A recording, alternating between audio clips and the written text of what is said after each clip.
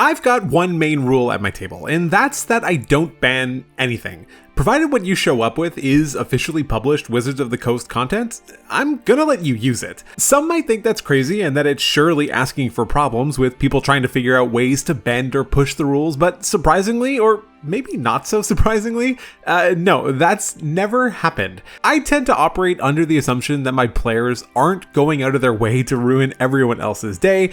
Not that optimizing or rules lawyering necessarily does that, but we all know that it potentially can. With that being said, there is one thing that has brought me incredibly close to banning it during my games, and that is the spell Animate Objects. I hate this thing, and it's a shame because conceptually at least, the spell is cool as hell. It's exactly the type of thing that I would expect a spellcaster to be able to do, to weaponize various objects within their vicinity, to put the hurt on some of their foes. And yes, there are some other interesting use cases of the spell, like animating a statue or something to guard a door or a corridor, but we're obviously talking about the combat situations here. So we're like 2 weeks away from the official release of the PHB, and I'm so close to hitting my target of 10,000 subscribers by then. It's gonna be really close, so if you want to help me reach this milestone, a sub to the channel would be incredibly appreciated. Thank you so much. And a massive shout out as always to all of my members. Thank you so much for supporting me and the channel. It truly means a lot. And if you'd also like to become a member, click on the join button to see some of the fun perks and benefits that you can get for that. What I find interesting about Animate Objects, or at least the discussion around it, is that there isn't actually all that much. I mean, yeah, if you look for it, you're bound to find some, but generally speaking at least, you see a lot more discussion about the 2014 version of Conjure Animals, since it was essentially the poster child for these kinds of problematic designs, all of which we're gonna get into. So around the time of UA8 during the playtest, we saw all of the Conjure Spells get significant reworks made to them. This was controversial at the time and probably still is now, but I maintain that I really like the changes that they made. The old Conjure Spells, more often than not, just slammed the game to a halt. They were so burdensome to cast and to use during play and created the illusion of choice in many circumstances, since there were some very clear choices that would win out 99 times out of 100. This led to the changes that we saw appear when the spells were essentially all morphed into area spells, with some light flavoring attached as determined by their name. I think that all of the spells were redone very well, except for Conjure Minor Elementals, but that's a discussion for a different video and probably one that you're also just tired of hearing about at this point. Anyway, all this got me wondering, and I actually mentioned in the video where I covered the updated Conjure Spells, what are they going to do with Animate Objects? It's a spell that has many of the same design issues that the old Conjure Spells did, and potentially even worse sometimes, but we never saw a revision made to it during the playtest. I speculated that they would give it the template treatment, and it looks like I might have been correct about that. Let's talk about my darkest nightmare, Animate Objects. Here is the 2014 version of the spell. I'm not going to read it all because it's super long and physically upsets me, but mostly because we just don't need to. If you're unfamiliar with the spell, all you need to know is that it lets you imbue some nearby objects with magical energy, which allows them to attack and to do some other things. When you cast a spell, you can animate up to 10 objects, and you can select from the sizes of the objects ranging from tiny to huge, with each size counting as a different number of objects. There are a lot of design issues with this spell. Primarily, and much like Conjure Animals, it is outright abusive to action economy in the game. On the bright side, it didn't force players or DMs to dig through dozens and dozens of stat blocks to figure out which ones they were going to use, but it made up for that by allowing you to potentially summon even more things. And as a result of how the spell is designed, realistically, you're gonna be animating the 10 tiny objects basically every time that you can, at least if you're using it during combat. The reason this is the case is that the quote-unquote template that you get to select from is just so poorly designed that you are heavily incentivized to select the 10 tiny objects. The biggest reason for this is that the smaller objects use their dexterity for their to hit and damage modifiers, whereas the larger objects use their strength instead. Because the tiny objects use dexterity, for which their score is 18, it gets the most favorable initiative modifier of any of the selections, sitting at +4. So not only are you more likely to have your objects placed in a good position in the round, but you then get to break it up by taking 10 consecutive attacks, all of them hitting with a +8 and dealing 1d4 + 4, averaging 6.5 damage per hit or 65 DPR over one single turn. That is just insanely good and so much better than any of the larger options, at least as far as damage output is concerned. Technically, choosing small objects instead of tiny objects yields the same average damage, though it has a higher damage potential, but comes at the expense of a worse initiative and armor class. It comes with more hit points, but realistically at 9th level, the difference between 20 and 25 is kinda trivial. Even if you chose the huge option, which deals 2d12 + 4 damage, that only averages to 17. Now, if you chose the huge option, you can still choose 2 tiny creatures as well, so if we add the 13 average damage that we would get from those, we still only end up at 30. That is less than half of the damage output of choosing 10 tiny creatures, and this has a much worse initiative score and armor class. And obviously, if you're using it outside of combat, the situation is different, but again, we're not talking about that. This also raises another issue with the spell, and that is initiative, like I've mentioned before. The spell, unlike many other features in the game that provide similar effects, provides no indication of how to handle initiative.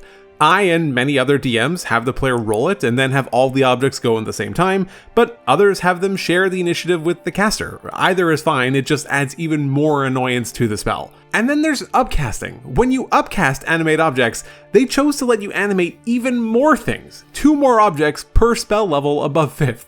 It's just pure insanity at that point. So now that we've overanalyzed the 2014 version of the spell, we can finally turn our attention to the newly updated one that we have in the 2024 Players Handbook, and see if they've managed to address the pain points. This time, I will read it out. Animate Objects is a 5th level spell. It's available to bards, sorcerers, and wizards. It has a casting time of 1 action, has a range of 120 feet, requires verbal and somatic components, and requires concentration for up to 1 hour. The text reads, "Objects animate at your command. Choose a number of non-magical objects within range that aren't being worn or carried, aren't fixed to a surface, and aren't gargantuan. The maximum number of objects is equal to your spell casting ability modifier. For this number, a medium or smaller target counts as 1 object, a large target counts as 2, and a huge target counts as 3. Each target animates, spreads legs, and becomes a construct that uses the animated object stat block. This creature is under your control until the spell ends, or until it is reduced to 0 hit points. Each creature you make with the spell is an ally to you and your allies. In combat, it shares your initiative count and takes its turn immediately after yours. Until the spell ends, you can take a bonus action to mentally command any creature you make with the spell if the creature is within 500 feet of you. If you control multiple creatures, you can command any of them at the same time, issuing the same command to each one. If you issue no commands, the creature takes the dodge action and moves only to avoid harm. When the creature drops to 0 hit points, it reverts to its object form, and any remaining damage carries over to that form. Using a higher level spell slot, the creature's slam damage increases by 1d4 for medium or smaller, 1d6 for large, or 1d12 for huge, for each spell slot level above 5th. It should be immediately obvious that this version of Animate Objects is significantly changed from its 2014 counterpart. While it still retains the core function of what it did before, just about everything related to the way that it did it has changed. Firstly, you can no longer animate up to 10 objects. You are instead limited to an amount equal to your spellcasting ability modifier. This means that by 9th level, when you get access to 5th level spells, you'll only be able to animate likely 4 or 5 objects. Probably 5, but certain builds may delay their spellcasting mod increase for one reason or another. In any case, even assuming 5, that's half of what you could do before at the same level. And that's basically where it tops out. I mean, you could potentially increase an ability score to 22 through epic boons if you manage to get to level 19, as it does raise your ability cap. But if you get to that point, 1 extra object is likely barely even a blip on your radar. But here's the thing though. Animating 5 objects can still be kind of a pain when it comes to the pace of play.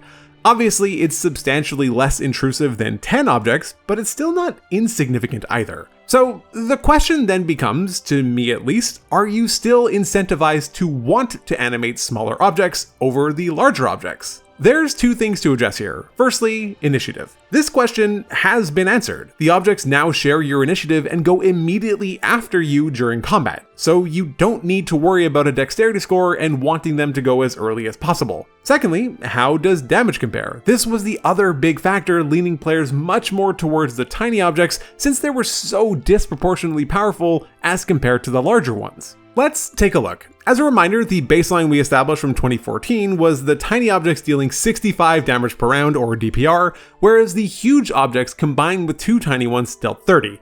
So the damage calculation has changed significantly in 2024. Now, medium or smaller objects are grouped together and deal 1d4 plus 3 damage. Large objects deal 2d6 plus 3 plus your spellcasting modifier, and huge objects deal 2d12 plus 3 plus your spellcasting modifier. So what this translates into, assuming a spellcasting modifier of 5, and that you always animate as many objects as possible, is the following.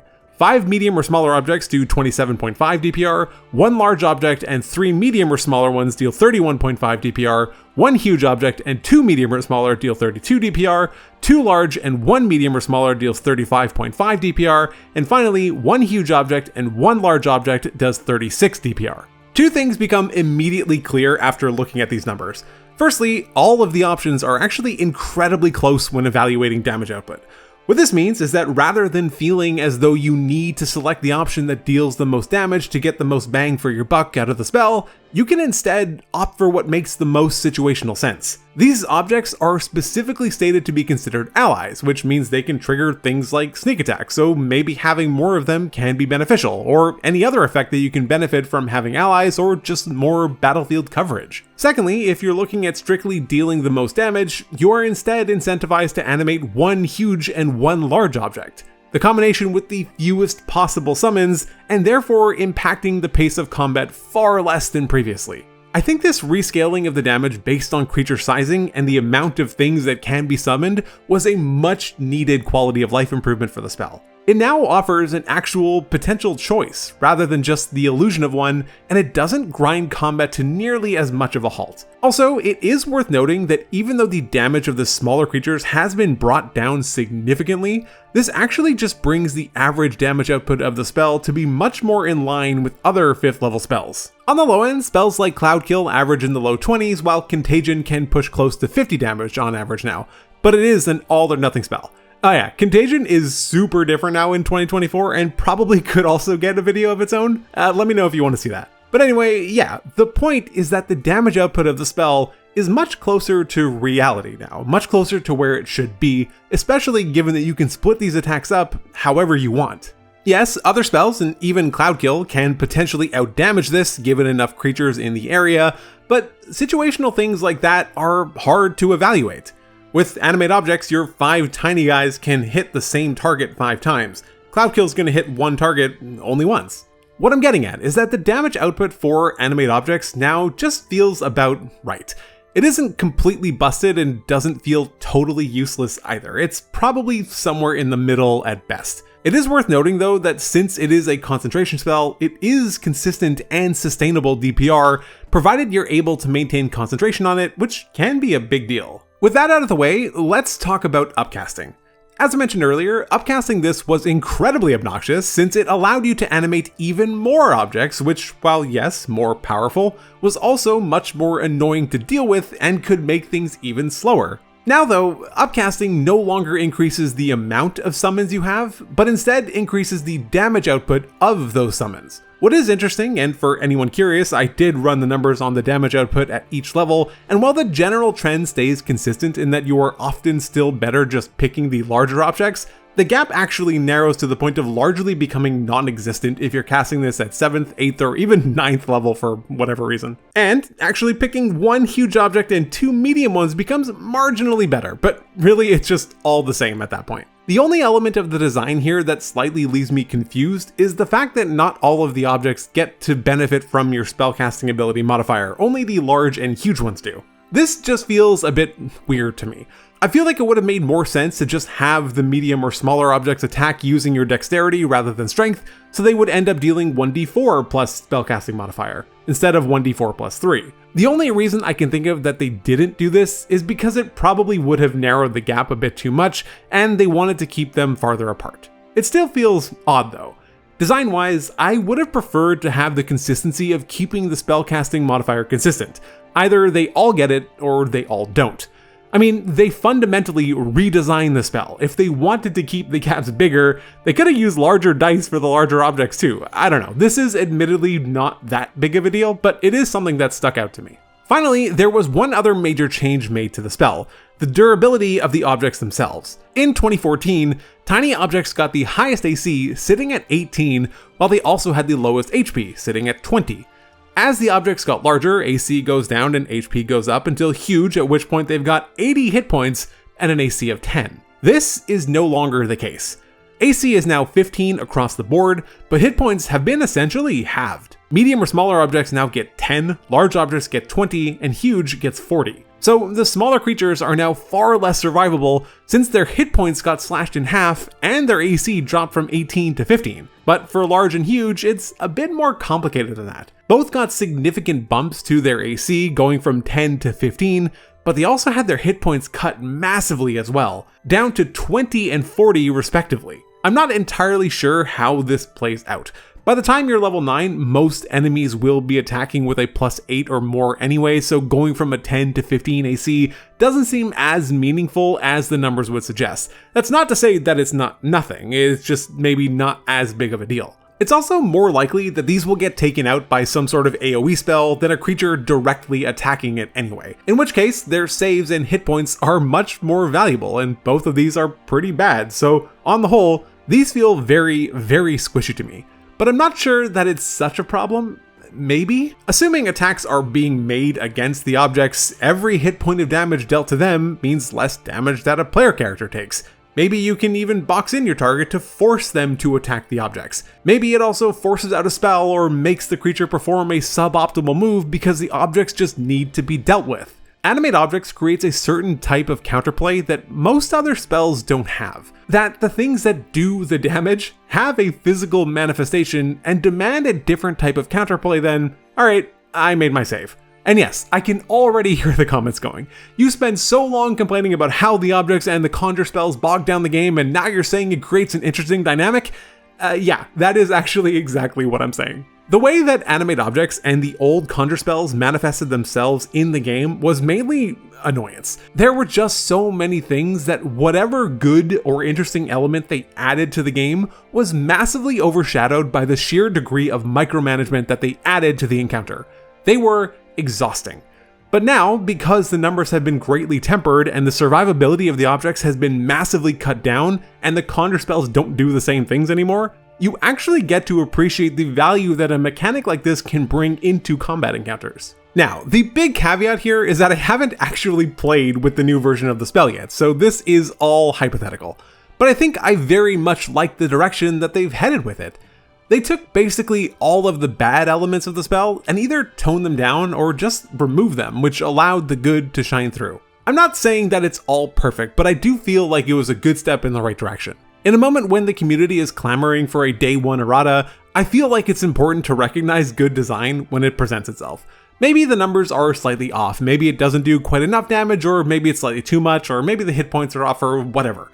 I think it feels pretty close to spot on, but that doesn't take away from the quality of the improvement that they brought to the spell overall. And who knows, maybe they could have done something else like implemented a proper swarm style mechanic into the game, but maybe that also would have detracted from the flavor in the same way that many said the new Conjure Spells did.